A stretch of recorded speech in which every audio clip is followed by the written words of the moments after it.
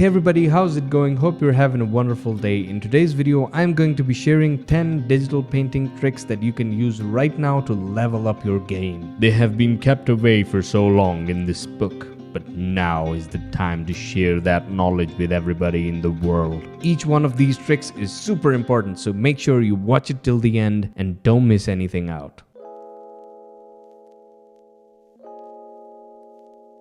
The first trick is for adding quick textures to your artwork using blending modes. So if you're running short on time and want to get some details in your pieces, here's what you can do. Let's say you have painted this rock.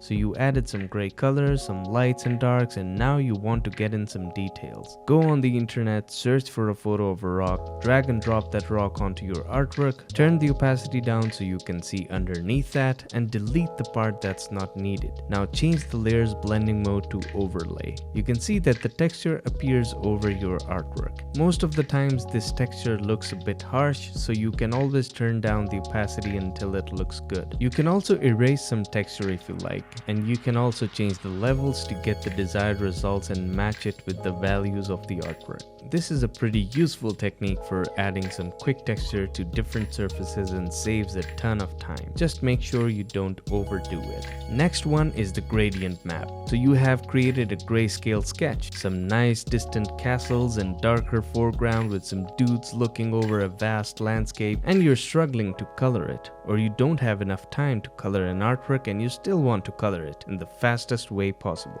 Then the gradient map is for you. So first open up your grayscale artwork in Photoshop, then go to Image, Adjustments, and then Gradient Map. Next, click on that black bar that you see here and then change the colors at both ends of this bar like you would normally do with a gradient. So if you change the color on the right side of this bar, you'll notice that the highlights on the artwork are changing. You can give it any color that you like. Similarly, if you change the color on the left side of the gradient bar, it will affect all the shadows in your painting. You can even add a third color just by clicking in the middle of the bar to add colors to the midtones. It's just a matter of experimenting and finding what colors work best for your shadows, highlights, and midtones. Once you like how your gradient map looks, you can even save it for later use as well by clicking on that new button. This is also super helpful if you want to quickly color 5 to 10 artworks in a similar quick color theme.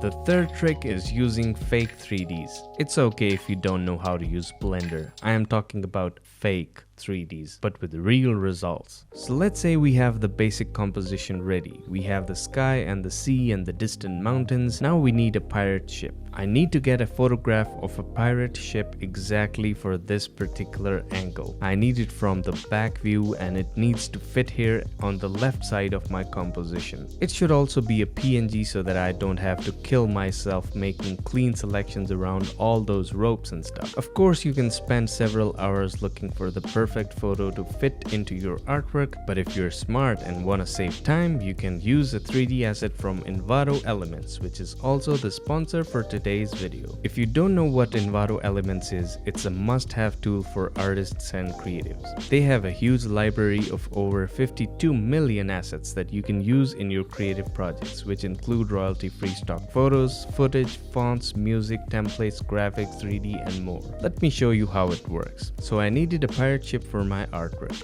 Here on the search bar, I selected 3D and entered pirate ship. It gave me a lot of assets to choose from. I selected the one that I like, rotated it to an angle that I needed, and hit download. This photo was downloaded as PNG, which I can put right onto my composition in Photoshop. It's that easy. No need to make selections around a photo, no need to waste your time removing background of the image. Just set it to the right angle, download it, and use it in your artwork. You can download as many assets as you want with just one subscription, which is really affordable and worth every dollar. So use the link down in the description to get your subscription now. You won't regret it, trust me on this one. Moving on to the fourth trick, which is the clipping mask magic. So here I am drawing a silhouette of a character, just getting the initial shape ready, and now once it's done, I want to paint maybe some midtones or highlights, but without disturbing the shape of the silhouette. So if if I draw a few strokes on a new layer, notice how they are all over the place right now. But if I go to the layers, press Alt and click just between the two layers, notice that the brushstroke layer is now restricted within the silhouette. So now you can paint freely within the silhouette without messing up the original shape. This one has a lot of use. For instance, if you're doing character thumbnails, you can paint within the silhouettes without disturbing the overall shape. Pretty cool stuff. The next one is color dodge, which I use a lot for creating cool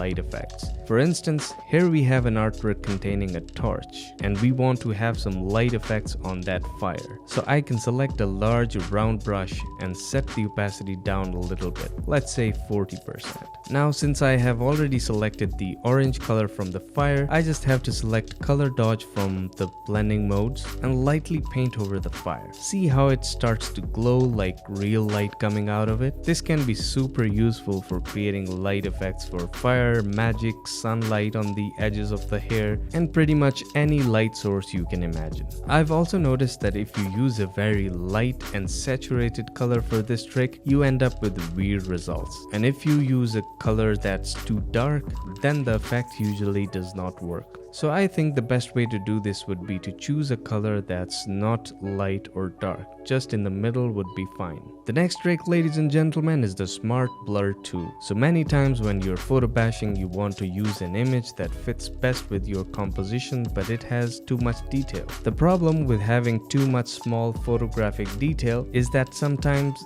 it might not gel so well with your overall artwork. Your painted strokes will have much less detail as compared to the photo. So to lose some of the photographic details from the photo, you can go to Filter and then Smart Blur. You can change the radius and threshold to the point where it looks good and hit OK. Now when you zoom in, the photograph has much less detail and looks almost like it's painted. So this will really help you with using photos effectively in your artwork. Next up is using the multiply blending mode. I think multiply is so underrated. It is super useful for instantly adding shadows to anything. Let's say we want to add some shadows to this character. I'll pick a color from the background, set the layers blending mode to multiply, and paint shadows where needed. It is super simple and yet so effective. You can add shadows to your paintings or even photos that you use in your concept art. Adding multiply shadows to your photos can be really useful for matching that photo's lighting to your artwork. The next trick is one of my favorites and I have previously mentioned it several times. It's the mixer brush tool. Super useful for creating leaves or for repeating things and details. To use the mixer brush tool, go to the brush tool and there you will find the mixer brush. Select it, then make sure you check sample all layers and also set it to dry heavy load. Now press the Alt key and pick an area that you want your brush to use a sample from. In this case, it's the leafy part of the tree. Now your mixer brush is loaded with that visual information and you can paint some leaves in your artwork. What a great cheat tool.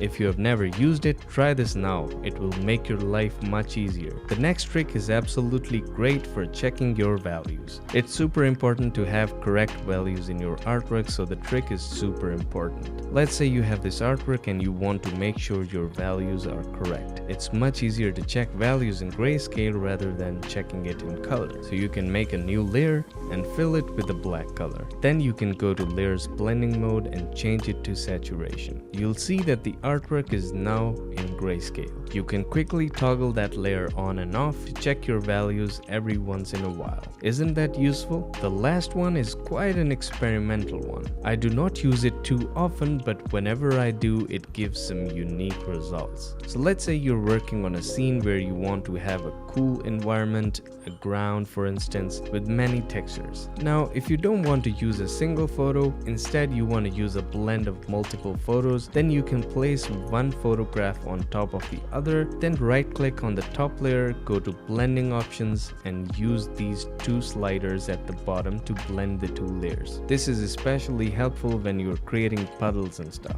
If you have not tried this before, go check it out with different photos. It will blow you away with the crazy results. Alright, that is 10 digital painting tricks. I hope you found so much value in this video. If you did, please don't forget to leave a like and comment down below and let me know your thoughts. If you're new here, hi, my name is Imad and I create content related to everything about digital art. So if you are an aspiring artist, come on, hang out with us. Consider subscribing. Alright guys, I'll see you in the next one. Take care.